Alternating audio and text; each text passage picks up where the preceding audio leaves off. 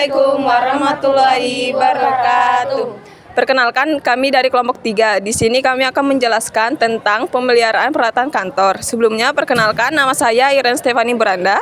Saya Mutiara Oktavia Ismi. Saya Tasya Pasaputri. Saya Natasha Oktaviani.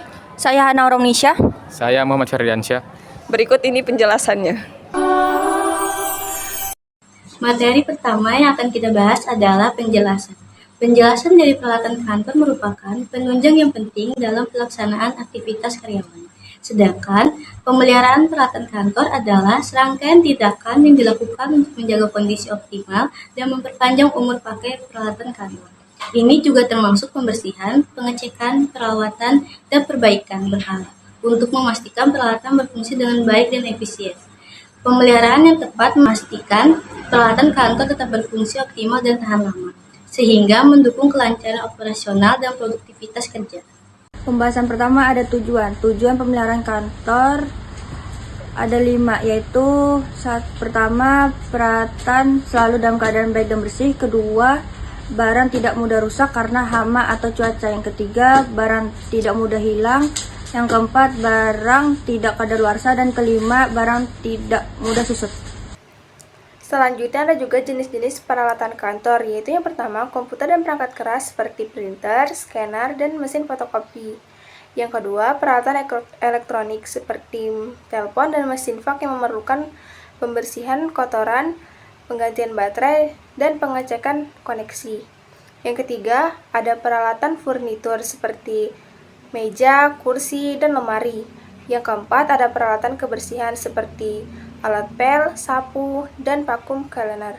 Yang kelima atau yang terakhir, alat tulis kantor juga memerlukan peralatan yang bertinta harus ditutup setelah penggunaan. Selanjutnya ada prosedur pemeliharaan peralatan kantor. Pelaksanaan pemeliharaan peralatan kantor dapat dilakukan untuk mencegah terjadinya kerusakan. A. Pemeliharaan. Pemeliharaan berdasarkan waktu. 1. Pemeliharaan sehari-hari.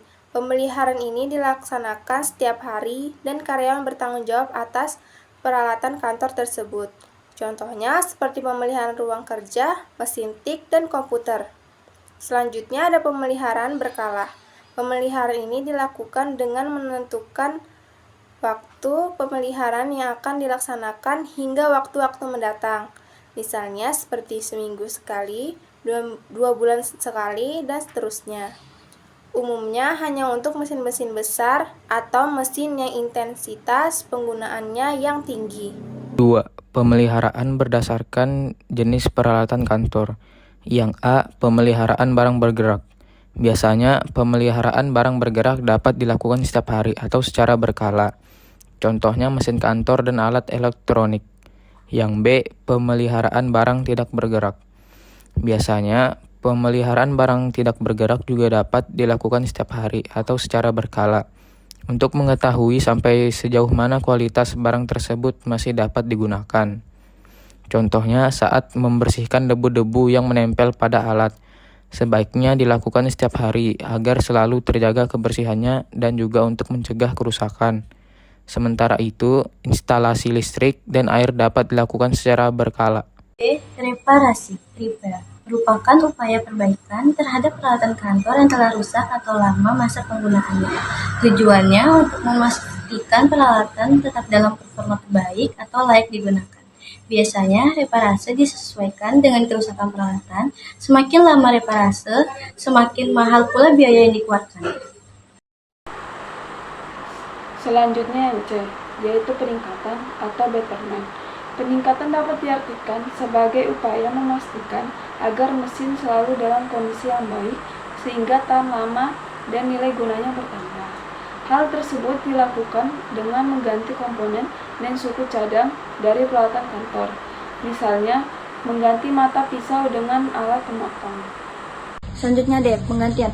Perusahaan kantor perlu dilakukan pergantian karena sudah lama digunakan atau ketinggalan zaman. Apabila peninjauan rekomendasikan perlunya alat baru, perusahaan mengganti peralatan yang lama dengan tetap memperhatikan prosedur keselamatan yang berlaku. Selanjutnya ada penambahan atau addition. Penambahan merupakan tindakan yang diambil perusahaan karena adanya intensitas penggunaan mesin yang menjadi lebih tinggi. Misalnya penambahan jumlah mesin cetak karena adanya produksi aktivitas naskah yang sering dilakukan. Penambahan peralatan ini dilakukan agar pekerjaan menjadi lebih efektif dan efisien. Selanjutnya ada manfaat pemeliharaan peralatan kantor. Ada beberapa manfaat pemeliharaan peralatan kantor. Yang pertama, meningkatkan kapasitas penggunaan peralatan agar bertahan lama. Yang kedua, mempertahankan kemampuan perangkat peralatan. Yang ketiga, mengendalikan atau menekan biaya operasional. Yang keempat, meningkatkan atau mempertahankan kualitas pekerjaan.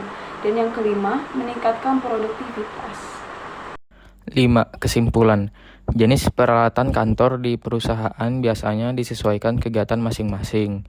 Namun, peralatan seperti printer, mesin fotokopi, dan proyektor umumnya dimiliki setiap perusahaan karena fungsinya yang begitu penting. Untuk printer, perawatan dapat dilakukan dengan menjaga kebersihan printer dan tidak menggunakan secara berlebihan. Untuk perawatan mesin fotokopi dapat dilakukan dengan membersihkan cover dan kaca agar hasil cetak selalu optimal. Lalu, alat proyektor perawatannya dapat dilakukan dengan membersihkan bagian luar dan tempat yang tidak terkena sinar matahari langsung. Penjelasan dari kami, kurang lebihnya mohon maaf. Wassalamualaikum warahmatullahi wabarakatuh.